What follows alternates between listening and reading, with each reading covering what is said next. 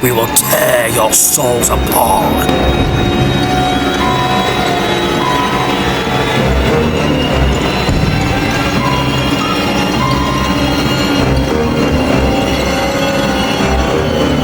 Hello everyone, today's going to be talking about Predator 2 from 1990. Even though this is a sequel, but Arnold Schwarzenegger is not in this movie. Originally, Arnold Schwarzenegger was going to be in this movie, but he turned it down because of a salary dispute with 20th Century Fox.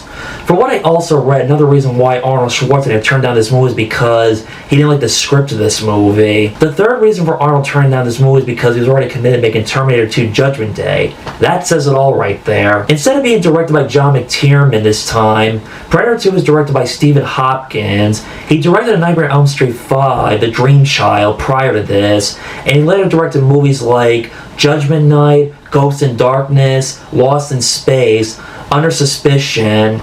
In 2016, he directed Race, a biofilm on Jesse Owens, the Olympic athlete runner. It was once again written by Jim and John Thomas, who wrote the first Predator movie. You don't need to watch the first Predator movie, despite there is only a little reference to the first movie. When Gary Busey's character explains to Harrigan what the Predator is, and what happened in the jungle in 1987, they show a little archive footage of Anna. As a kid to this day, this is a movie I've always enjoyed. I don't think it doesn't deserve a bad reputation.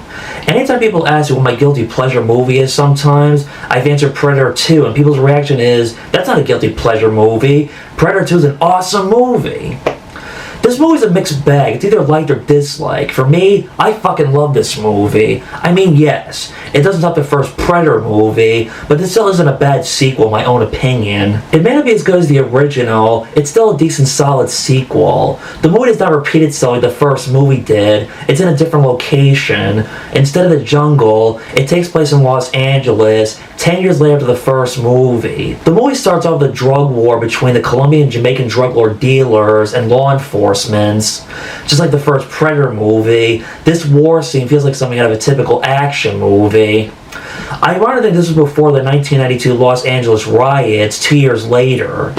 Unlike the last movie where the hostages at the guerrilla camp they tried to save were all dead, in this movie all the hostages were saved from the drug lord kingpins. While Danny Glover as Detective Harrigan is not buff or big like Arnold Schwarzenegger, he still does a good job in this movie. He's still a badass, has some awesome moment scenes of like being heroic, brave, strong, compared to Arnold, who was all macho one-liners in the first Predator movie. Danny Glover plays it dramatically and serious. He's also a hard-ass cop. He's another kind of character who is a cop who is good at his job, but doesn't always go by the book and rules. Harry doesn't take shit from no one, not his boss or the media. Not that he doesn't do anything bad that went wrong trying to save the hostages from the drug war. The head lieutenant doesn't like his style, how he does things differently. Don't expect a lethal quote from this movie. I'm too old for this shit. Harrigan was told not to work on the case of his friend's death. They keep it a secret who killed his friend Danny. Harrigan had no idea it was an alien that killed his friend. Harrigan suffers from acrophobia, fear of heights. That's something I can relate to. I'm afraid of heights myself. Minus I never chased any predators on tall buildings. This made me think of Vertigo. When he climbs down, the Predator is doing his own surgery on himself in some senior couple apartment. After Harry cuts the Predator's arm off, the old lady gets her broomstick not knowing who's in the bathroom. While performing his own surgery, the Predator yells screaming in agony pain, breaks down for the door. Harry comes in telling the old lady he's a cop. She says, I don't think he gives a shit.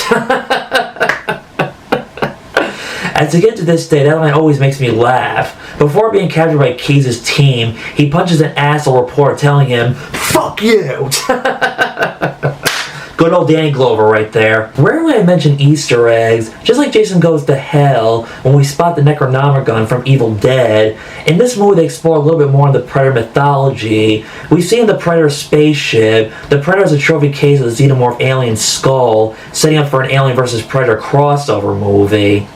And besides that, we also see a dinosaur skull. It implies that the Predators fought dinosaurs long before humankind. That would be a good idea for a movie right there, for a Predator film. As a little kid watching this movie, I didn't know this until I was older, years later. Now I ask myself, how did I miss that little Easter egg as a kid? Around the time when this movie came out, they had started publishing Alien vs. Predator comic books around this time. I don't know the story behind what the original idea was for an Alien vs. Predator film before the 2004 movie we got. I would not be surprised they had original script ideas that were thought of, but were either rejected or not used for a specific reason because of a budget reason. As I said in my Freddy vs. Jason video last year, I have a book on the making of Freddy vs. Jason. Someday I would like to see a book on the making of Alien vs. Predator, or I wonder if there's a book out there that I'm not aware of. Seeing the xenomorph alien skull makes me think if they did not make an Alien vs. Predator movie right away, it's because Predator 2 was not a hit or success when it came out. Gary Busey's character knows what happened in the last movie. Keyes and his team are brought in as consultants to secretly catch the Predator. Having mentioned before that Arnold Schwarzenegger turned down this movie, this is where it's supposed to be Dutch right here. If Arnold was in this movie, they probably would not have killed off his character. Also, I don't see Dutch as a corrupt guy or greedy guy who would have wanted to have captured and studied the Predator.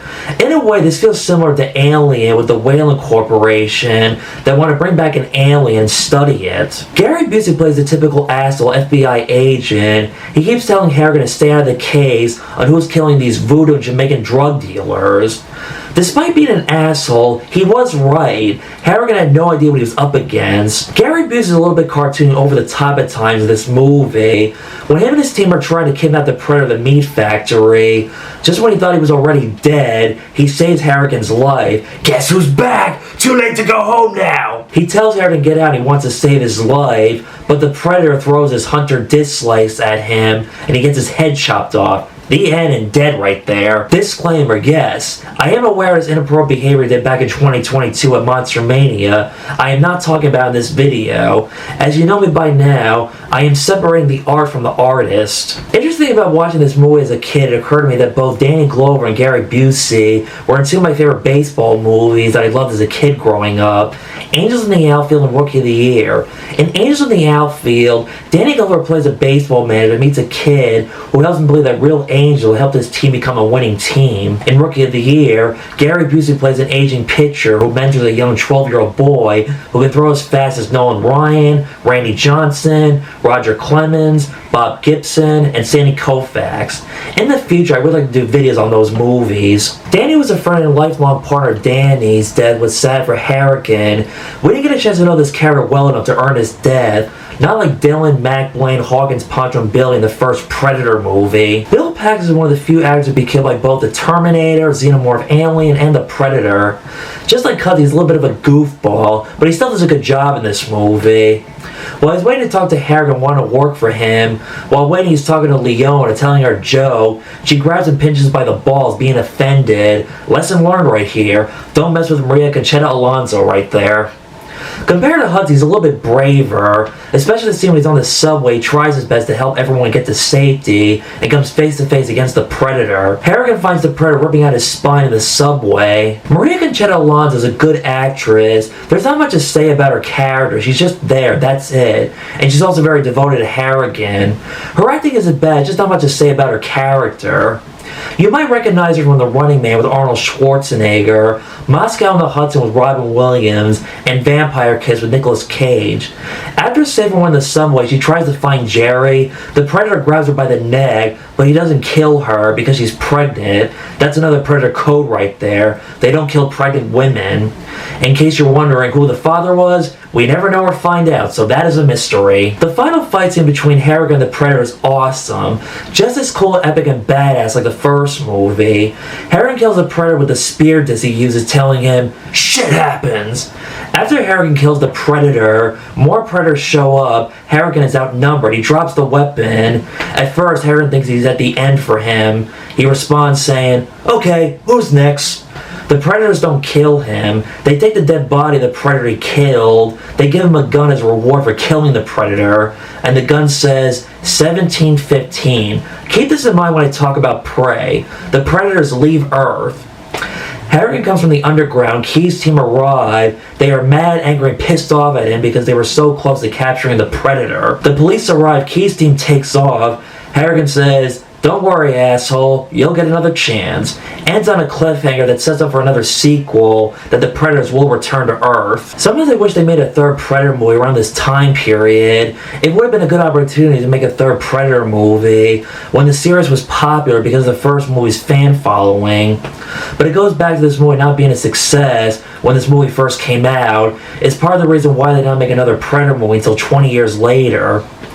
While Predator 2 isn't a masterpiece, it's still a fun, decent movie. This movie does not deserve a bad reputation. It's worth a watch. Way worse movies than this one. Despite my positive review of this movie, maybe I can see one thing that some people may or may not like about this movie is that the crime, murder, mystery, or little investigation with some Jamaican drug dealer named King Willie, or who's the one responsible for killing all these drug lord kingpin dealers, it might be boring and dry for some people, but at least the second half is redemption when Harrigan gears up and kicks the Predator's ass. I like the visual shots of the Predator holding a skull spine, raising his weapon up, lightning strikes him, kind of like King Kong in Empire State Building. Like he's king of the world. Granted, I do miss Arnold Schwarzenegger in this movie. At the same time, I still enjoy Danny Glover in this movie. If they had made a third Predator movie, it would have been nice and cool to have both Arnold Schwarzenegger and Danny Glover working together, wanting to stop the government for wanting to capture and study the Predators. Stay tuned tomorrow for the ultimate epic crossover movie, Alien vs. Predator.